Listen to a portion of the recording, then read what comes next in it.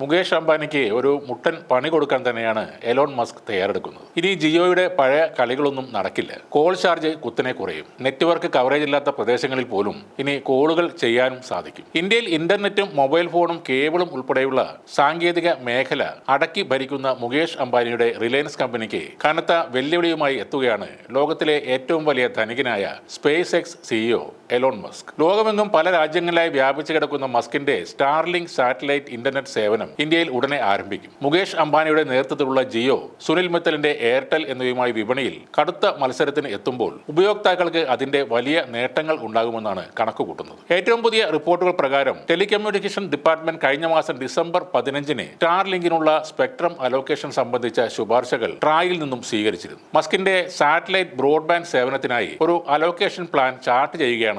Indian വിപണിയിലേക്കുള്ള സ്റ്റാർലിങ്കിന്റെ വരവ് telecom ദാതാക്കൾക്കിടയിൽ വമ്പൻ മത്സരത്തിനാണ് ഇടവരുത്തുന്നത്.